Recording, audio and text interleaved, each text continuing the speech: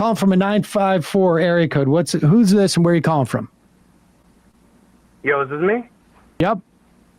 Oh, wow.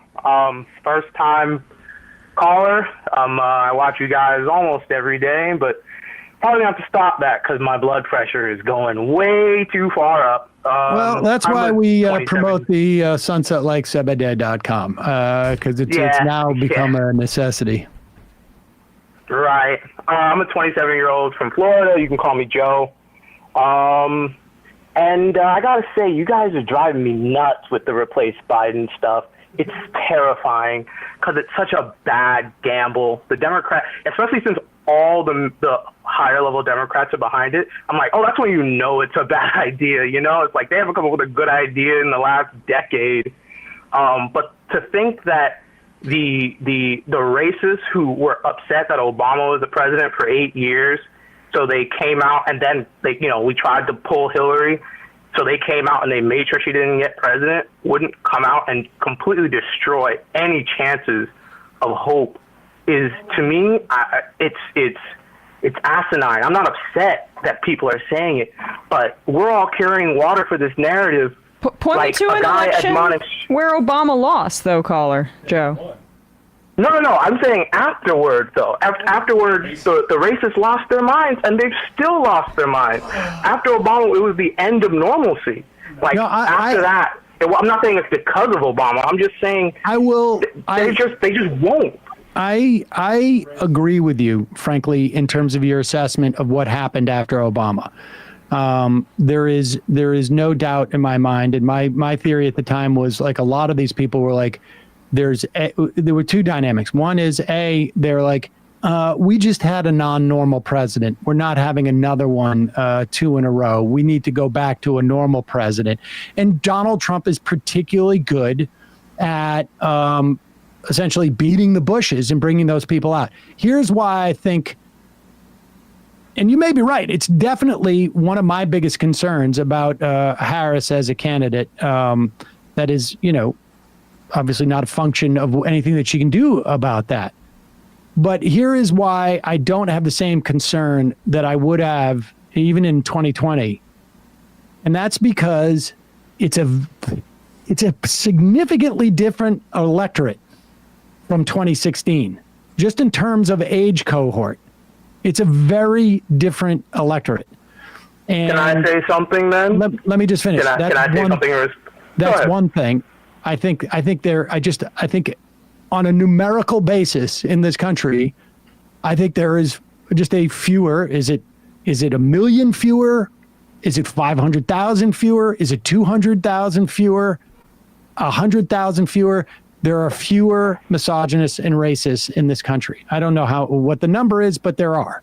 Just in terms of, if you look at age, and we can know what different age cohorts feel about race and gender, et cetera. That's A. And B, in 2020 we had record turnout for both Democrats and Republicans. The idea that we're going to beat that turnout this year, I find hard to believe. I find it hard to believe that that's going to happen this time around.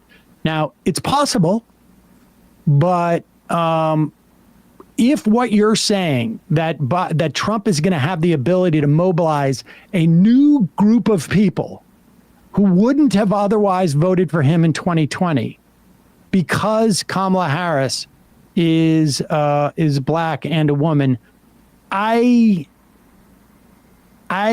find it hard to believe. I do think there are people who are going to be like, who would have voted for Biden, who are going to be like, I'm not voting for her.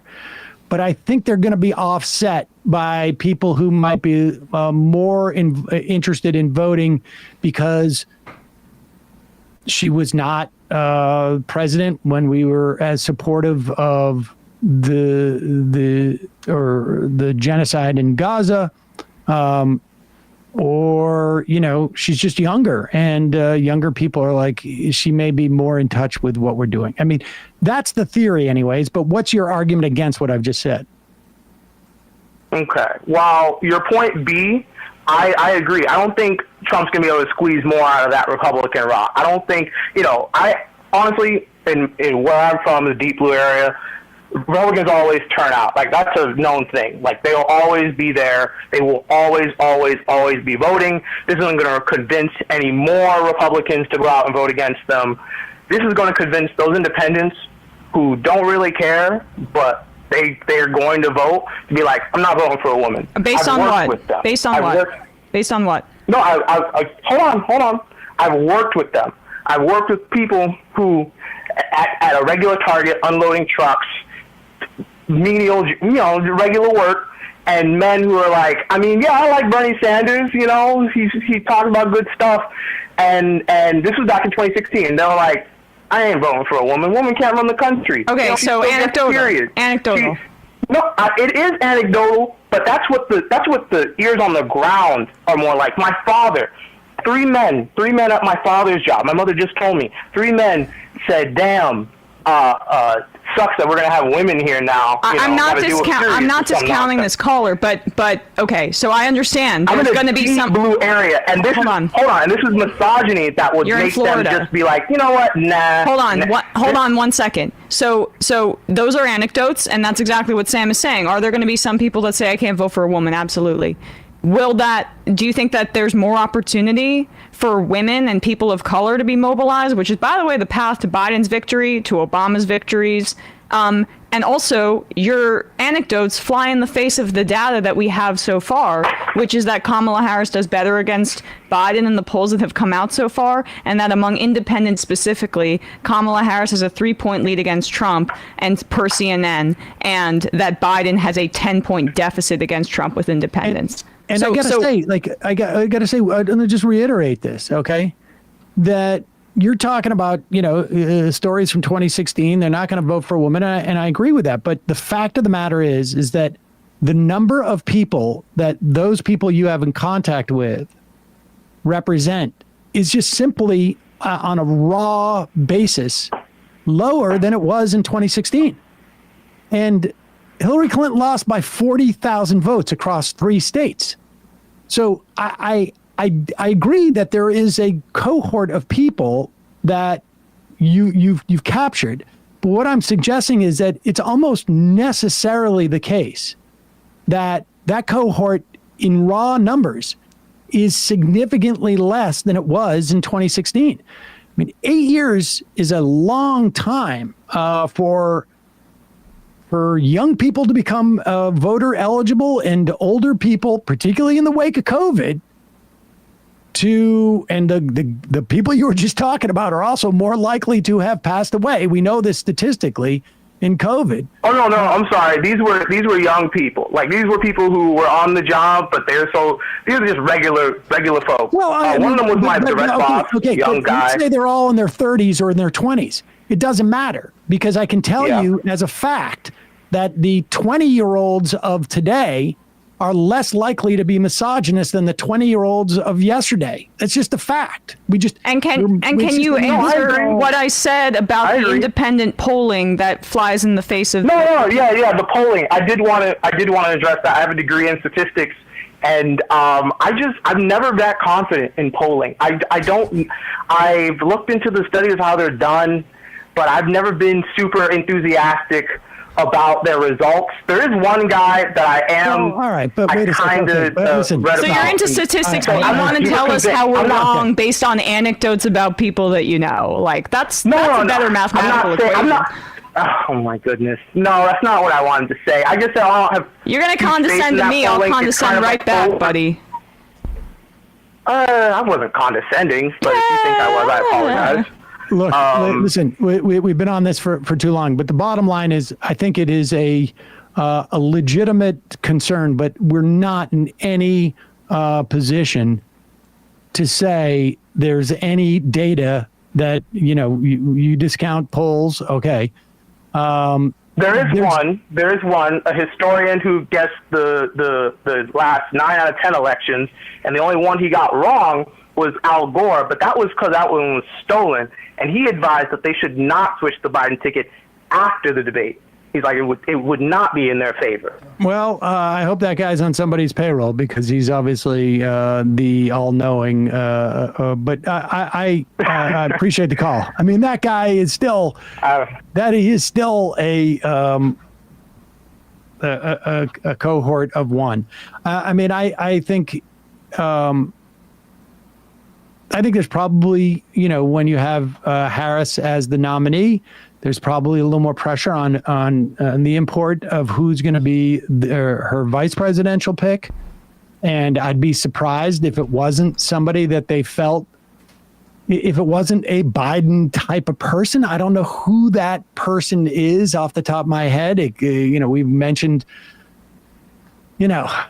maybe it's a Jay Inslee I've heard, or Cooper in North Carolina, or we're talking about Bashir in Kentucky. I mean, somebody who has, who can, maybe project enough manliness that the people that that guy worked with on his job would be willing to go in and vote.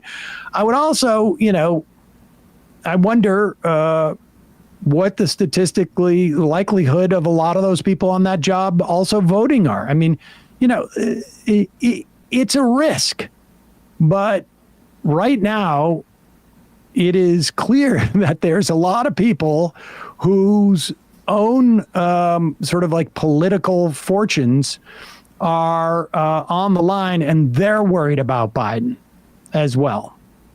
I have to circle back to this, I think, very reductive narrative that everything since Obama has been because people went crazy about race in this country.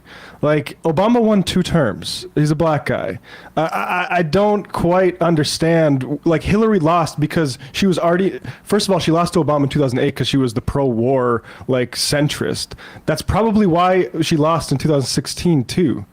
I think misogyny, to be honest with you, is a more actionable force in voting than race. I just think that there are more people who are more comfortable in this country acting and articulating misogyny than they are race.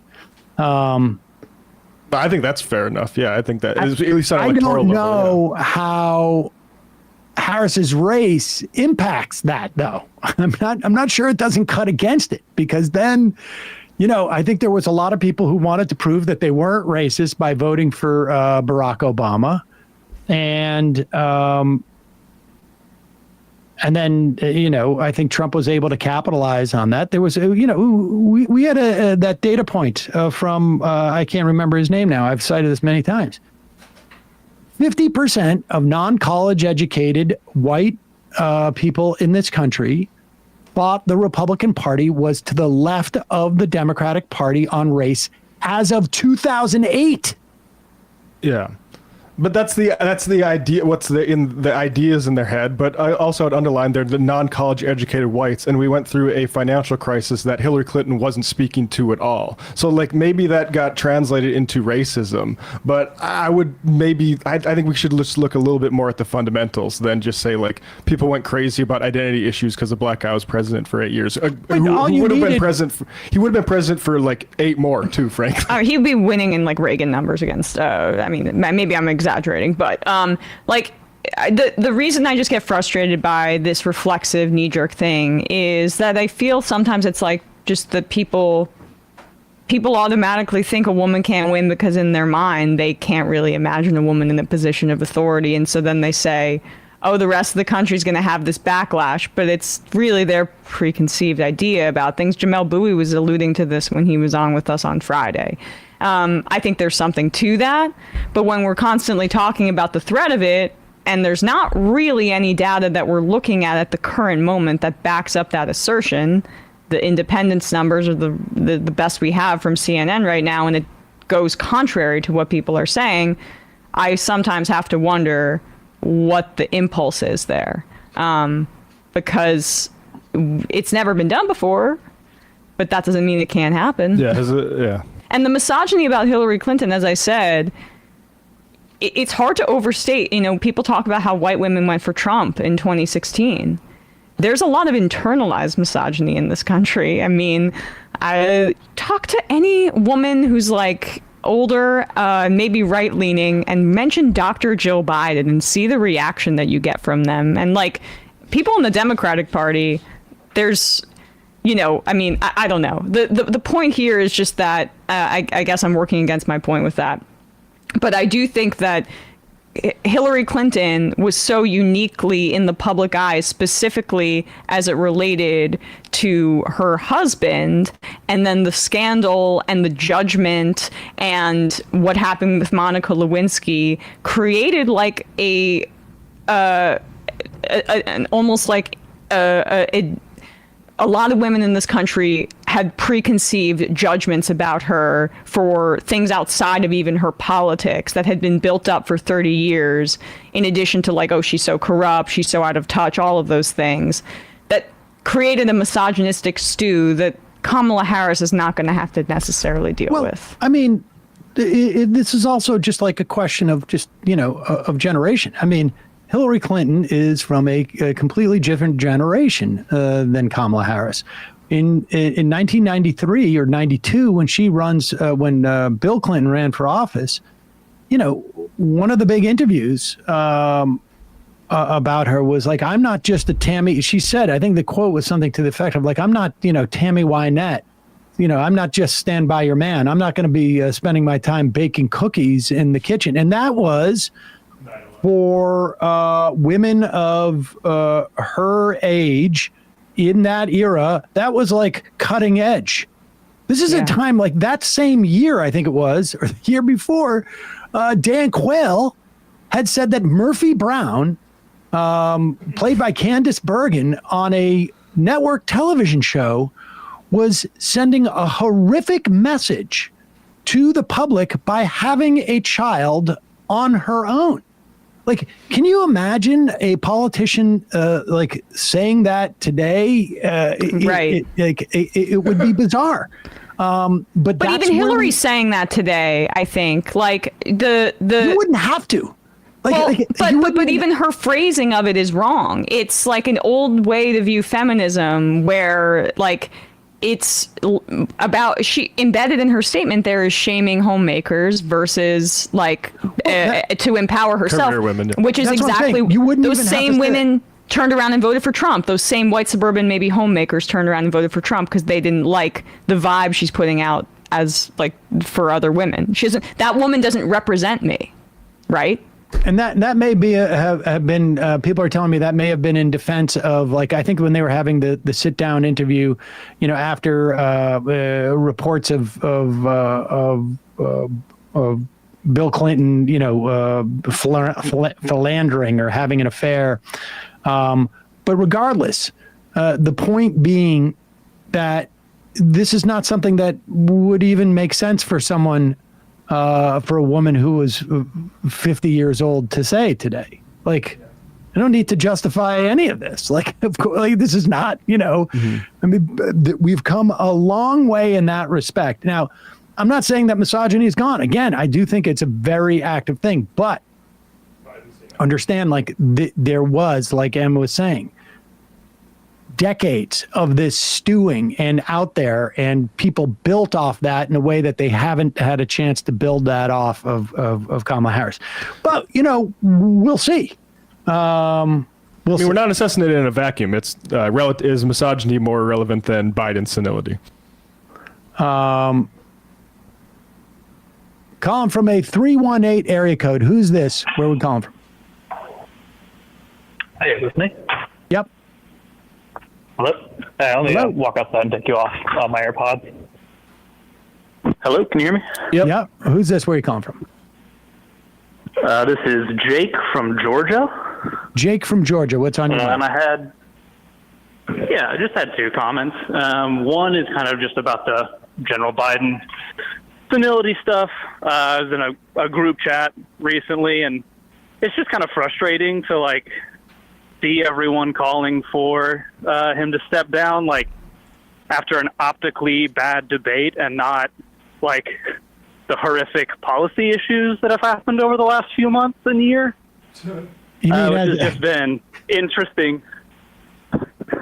Well, What? welcome to American politics.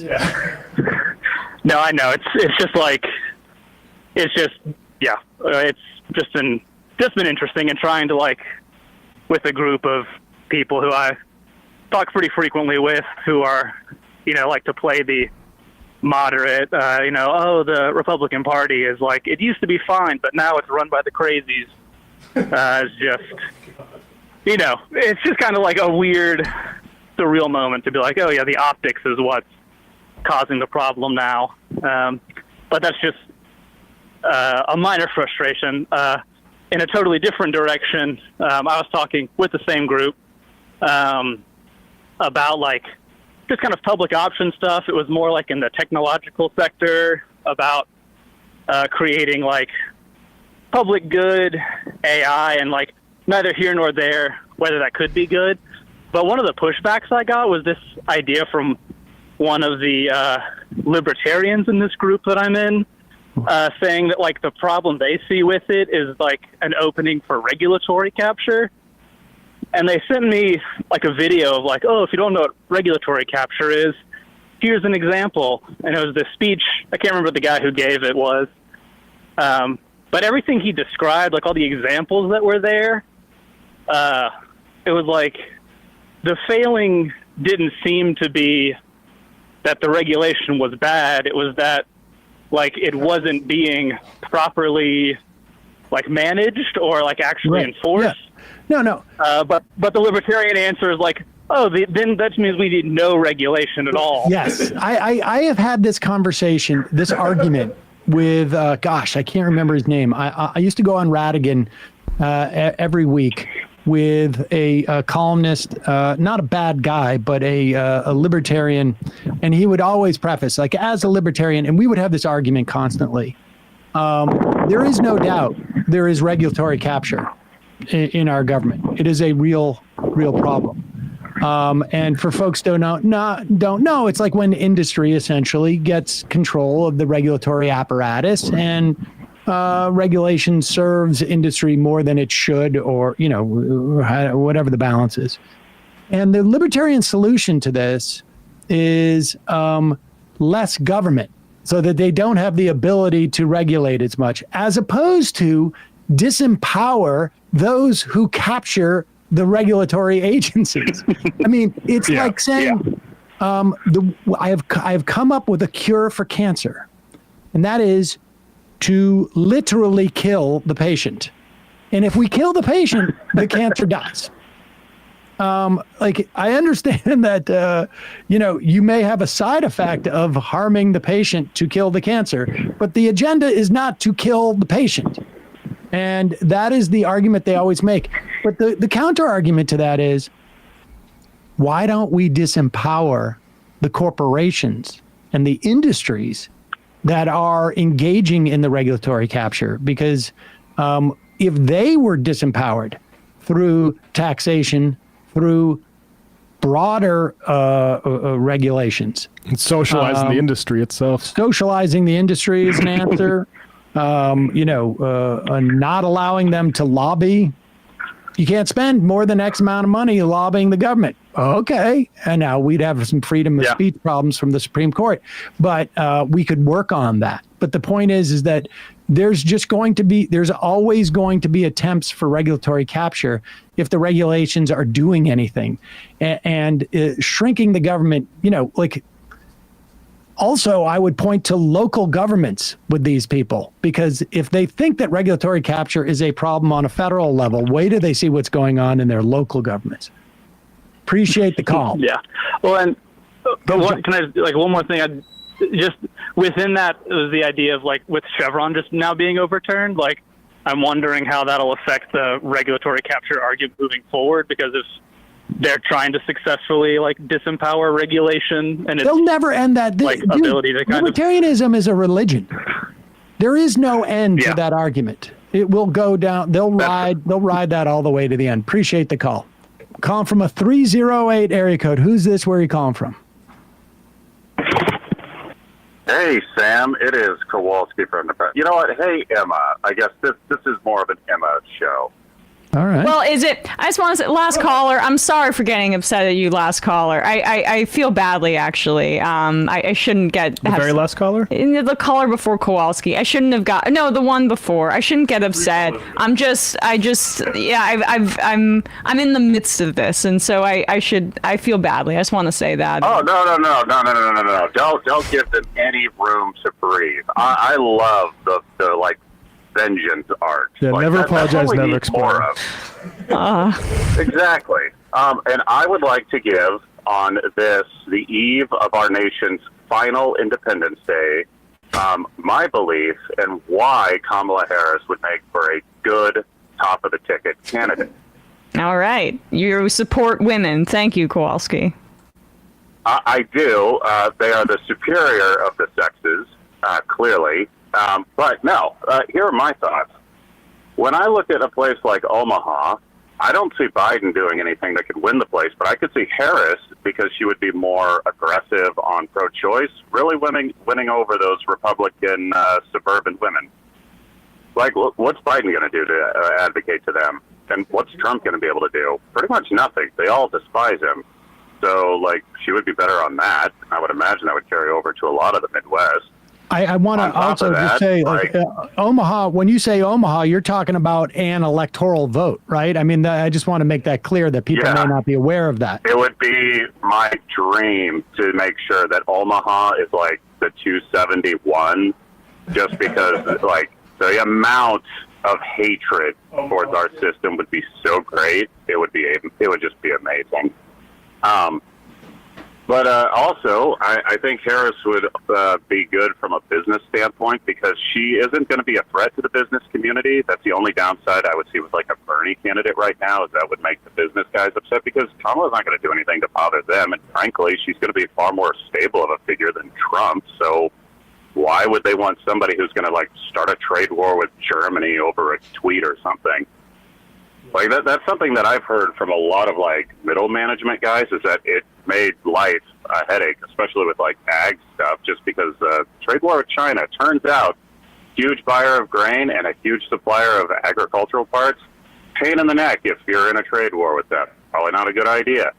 And lastly, I just straight up vengeance. I want to see like Senator Kamala Harris out there berating Trump on a debate stage, because Trump has lost a lot of steps. Like, he's got, just like Biden, except he, probably had more stimulants. He's got one foot in the grave and the other on a banana peel. Like, it's only a matter of time before he flips up.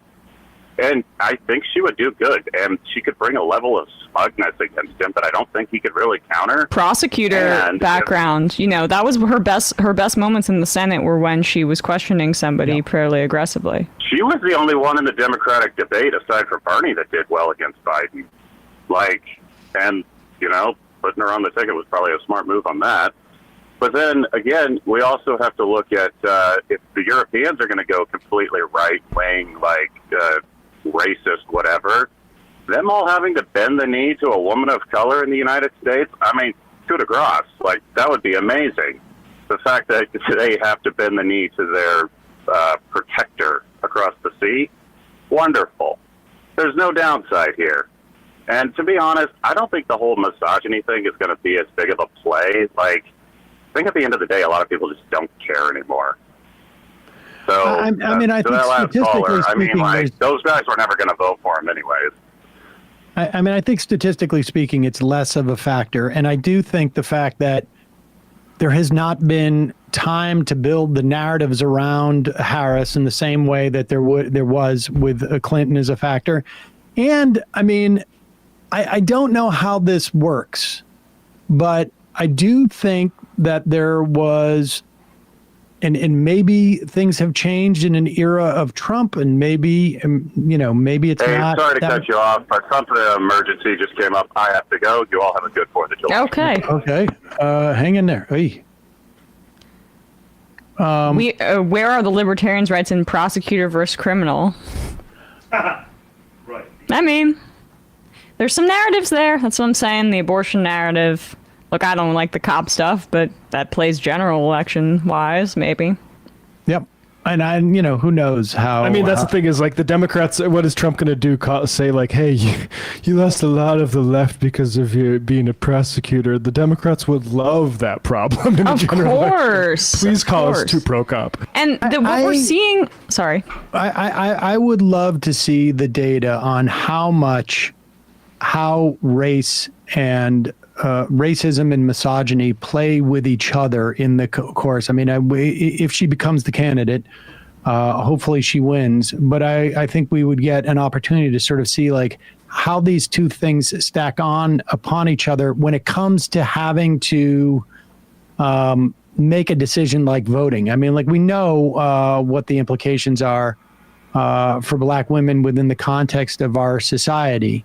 But in the context of someone pulling a lever, there was definitely where people overcompensated for their questions about race in voting for Obama. I think that was definitely a factor in his election. Now, of course, he was running against McCain and Romney, and so they weren't sort of triggering the racists in the same way that Donald Trump was able to.